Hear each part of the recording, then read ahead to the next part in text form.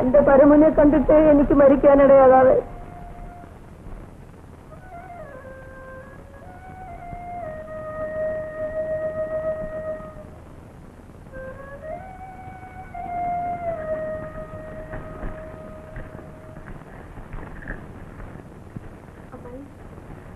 അമ്മായി കാണാൻ വേണ്ടി ഞങ്ങളുടെ കാത്തിരുന്നു. വല്ലപ്പോഴും മുടിപ്പുറം വെച്ച് നിന്നെ കാണാനുള്ള ഭാഗ്യമുണ്ടല്ലോ, അത് മതി. അമ്മായി വീട്ടിലേക്ക് വേണ്ട. ഇല്ല മക്കളെ, ഞാൻ ആ വീട്ടിൽ നിന്ന് ഇറങ്ങിയ ആ ദിവസം തന്നെ നിങ്ങളുടെ അച്ഛനെ പടിയടക്കുന്നത്. അമ്മായി ഇപ്പോഴും അതൊക്കെ മനസ്സിൽ വെച്ചുകൊണ്ടിരിക്കുകയാണോ? മനഃപൂർവ്വം ഞാൻ ഒന്നും ഓർമ്മിക്കാറില്ല ലക്ഷ്മിക്കുട്ടി. കുടിലാണെങ്കിലും എനിക്കുണ്ടല്ലോ ഒരു കൊച്ചു വീട്. അവിടെ കിടന്ന് ചത്തോളാം. ചത്താൻ എടുക്കേണ്ടവൻ എന്നെ വിട്ടുപോയതിലേ ഉള്ളൂ എനിക്ക് വേദന. ചേട്ടൻ എന്തെങ്കിലും തിരിച്ചു വരുമെന്നാണ് അമ്മായി എന്റെ മനസ്സ് പറയുന്നത്. ഇതുവരെ വരാത്തയാളാ ഇനി വരാൻ പോകുന്നത്. അവന്റെ കാര്യം ദേവിയോട് പറയാൻ വേണ്ടി മാത്രമാണ് മോളെ ഞാൻ ദിവസവും ഈ മുറ്റത്ത് വരുന്നത്. അതുകൊട്ടെ, ചേട്ടൻ വീട്ടിലുണ്ടോ? ഇല്ല, മതിലകം പൊന്നമ്മയുടെ വീട്ടിൽ കൊട്ടാരം സർവാധികാരി വന്നിട്ടുണ്ട്. അദ്ദേഹത്തെ കണ്ട് കാളിയൂട്ട് ഉത്സവം തീരുമാനിക്കാനാണ് അച്ഛൻ പോയിരിക്കുന്നത്. ഇപ്പൊ പ്രമാണിമാരെല്ലാം ക്ഷേത്രകാര്യങ്ങൾ തീരുമാനിക്കാൻ കൂടുന്നത് മതിലകം പൊന്നമ്മയുടെ വീട്ടിലാണല്ലോ. അതും ഒരു കാലം. ഞങ്ങൾ പോട്ടെ അമ്മായി, അച്ഛൻ വരുന്നതിന് മുമ്പ് വീട്ടിലെത്തണം. ശരി മക്കളെ.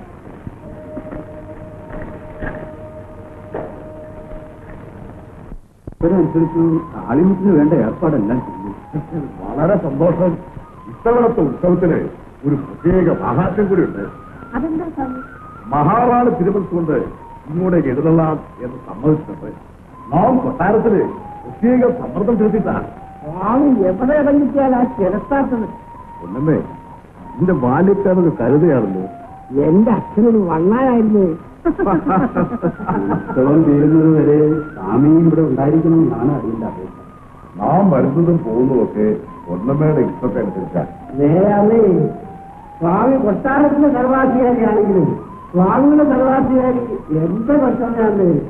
മഠത്തില് നാം കളത്രവുമായി ബന്ധപ്പെടുന്നതിന്റെ കണക്ക് പോലും ഒന്നമ്മ ചോദിക്കും. അത് സ്വാമിയുടെ ആരോഗ്യം നിലനിൽക്കണമെന്ന് കൊച്ചമ്മയ്ക്ക് ആഗ്രഹമുള്ളതുകൊണ്ടാണ്. എനിക്ക് സ്നേഹമാക്കിയേച്ചു വലുത്. സ്വാമി, കൊടിയേറ്റം മുതൽ വിശേഷാൽ നീളങ്ങളിൽ എന്തൊക്കെ വേണം കൂടി കൽപ്പിച്ചാൽ പപ്പു വയ്ക്കൊള്ളാമേ. കഥകളിയോ തുള്ളലോ ഭദ്രകാളിപ്പാട്ടോ ഒക്കെ ആയിട്ടുണ്ട്. ഉറക്കം വരുന്ന കളികളൊന്നും വേണ്ട സ്വാമി. ഉറക്കോ? കൊച്ചമ്മേ, കളിച്ചാൽ കഴിവുള്ളവരാണെങ്കിൽ ഉറക്കൊന്നും വരത്തില്ല. ഒന്നമ്മേ, ഇവൻ കരുതയാണേലും ഇതിന് ബുദ്ധിയുണ്ട്. ആഴ്വാ മൊഴിയില് ഒരു നല്ല വില്ലടി മേളക്കാരുണ്ട്. മിടുക്കന്മാരാണെന്നാ കേട്ടത്. കളികളൊക്കെ ഒന്നമ്മയുടെ ഇഷ്ടം പോലെ മതി.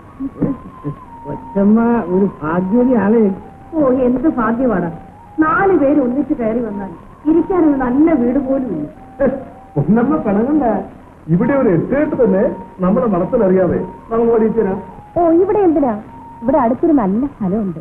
വെള്ളായണിക്കായലിന്റെ തീരത്താ. പക്ഷെ അതിപ്പോ കല്യാണിന്റെ താമസിക്കുക. അതാരാ? എന്റെ ഉടപ്പുറമോളാണേ.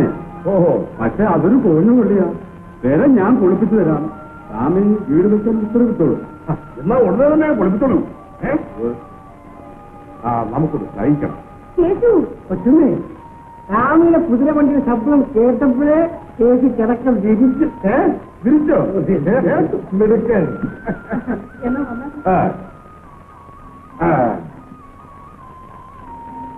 അപ്പോ പപ്പുള്ള ഇറങ്ങി. ഓ, ഉത്തരവ്.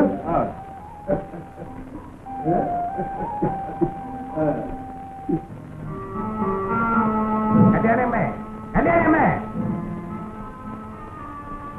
ആരാ? എന്താ വേണം? ഈ വീട് പൊളിച്ചു മാറ്റാൻ പപ്പുള്ളത് ഞങ്ങളെ അയച്ചിരിക്കുക. പൊളിച്ചു മാറ്റാനോ? ഇതിനകത്ത് നടന്ന് ചാവാൻ പോലും സമ്മതിക്കത്തില്ല. ഇവിടെ മധുരം പൊന്നമ്മയ്ക്ക് മാല കെട്ടാൻ പോവുക.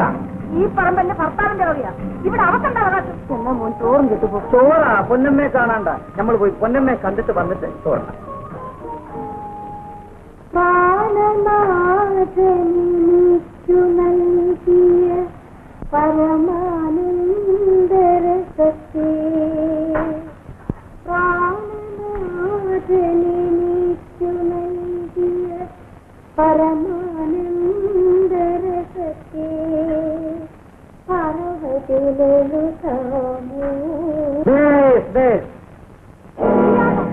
വെള്ളാകുന്ന നമ്മള് പാട്ട് കേട്ട് കയറി വന്നൊരു വൈവോക്കനാ. നിന്നെ ആരാകത്ത് കടത്തി വിട്ടു? കേശു, എടാ കേശു. ഉണ്ടാണ്ടിരിക്കുന്ന കാര്യം പറഞ്ഞ നമ്മളല്ലേ കേസുമായിട്ട്. കേശു, എടാ കേശു. ചേട്ടാ അവന്റെ വായിൽ തുണി കുത്തിക്കേറ്റി തൂണിൽ കെട്ടിയിട്ടാ നമ്മള് വരുന്നത്. പിന്നെ അങ്ങനെ അവൻ വിളിയേക്കുന്നത്. നിങ്ങൾ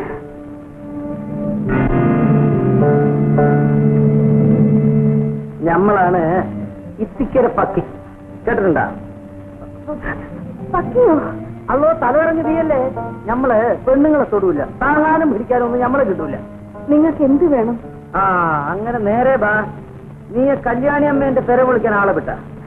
അയ്യോ, അത് ഞാൻ അറിയാതെ ചെയ്തു പോയതാ. അറിയാതെ ചെയ്യാനൊപ്പോ അറിഞ്ഞോണ്ട് ചെയ്തു എന്ന് പറ. ആളുകളും കണ്ടോണ്ട്. അതിനേ പേയുണ്ട്. ഈ ഒരു കാര്യം ചെയ്യേ, നെയ്യനങ്ങാണ്ടോ ഇതെല്ലാം എടുക്കണം. നാളേക്ക് വെള്ളം കൊടുത്തു കഴിഞ്ഞില്ലേ, ഇത് വേഗം പുറപ്പെടാം. ഓ അല്ലോ, നായാട്ടുകാരാണെന്ന് തോന്നുന്നു. ബില്ല് മുമ്പൊക്കെ ഉണ്ടല്ലോ. ഇവർ വില്ലടിക്കാൻ പാട്ടുകാരൻ കണ്ടിട്ട് നമ്മുടെ നാട്ടുകാരാണെന്നാ തോന്നുന്നത്. നീ വാ. ആശാനും കൂട്ടരും എവിടെ നിന്ന് വരുന്നു? ഞങ്ങൾ ആര്യങ്കാവിൽ ഉത്സവത്തിന് വന്നതാ. അത് കഴിഞ്ഞു. ഇനി നാളെ വെള്ളായണിയിൽ എത്തണം. വെള്ളായണി? അതെ, നാളെ മുടിപ്പരയിലെ ഉത്സവം തുടങ്ങുക. അതു നമ്മളിവിടെ വന്നിട്ട് എത്ര വർഷമായതാ. നാട് കാണാൻ കുടിയാകും. ഞമ്മക്ക് ഇവരോട് വണ്ടി പോകാം. അവർ കൊണ്ടുപോകുമോ? നോക്കാം. ആശാനെ, നമ്മളെ പോലെ വെള്ളായണി വരെ ഒന്ന് കൊണ്ടുപോകുമോ? ഈ വണ്ടിയിൽ വേറെ ആരും കേട്ടില്ല. നമ്മളും ബില്ലടിച്ചന്മാരാണെന്ന് വെച്ചോ. ഞങ്ങളെ പ്രസവിച്ച അമ്മമാരെ ഒന്ന് കാണാൻ വേണ്ടിയാ. കേൾക്കാൻ പറ്റില്ലെന്ന് പറഞ്ഞില്ലേ? കാളെ പിടിച്ചു കേട്ടോ, പോകാം. അതൊന്ന് കാണണമല്ല. അയ്യോ അയ്യോ, കാട്ടിക്കണം. അവൻ ആവർത്തിയാണ് പറഞ്ഞു പോയതാ. അവിടെ രക്ഷിക്കണം. നമ്മളെ കൂടെ കൊണ്ടുപോകാമോ? കൊണ്ടുപോവേ. എന്നാ മറുതമ്മൻ കുട്ടി ഓരോ ഞമ്മള് ആശാനെ, നമുക്ക് ബില്ലടിക്കാൻ പറ്റില്ല. പാടി ആഘോഷമായിട്ട് ഈ വണ്ടിയിൽ പോകാം. ഞങ്ങൾ പോയി ഞങ്ങളുടെ ഗുരുവിനെ കണ്ട് അനുവാദം വാങ്ങിച്ചിട്ട് വരാം. പാത്തു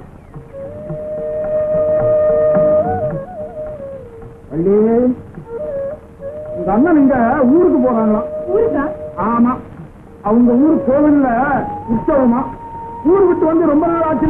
பிள்ளைங்க போயிட்டு வரட்டுமேன்னு பார்த்தேன். சீக்கிரமாக போயிட்டு வாங்க.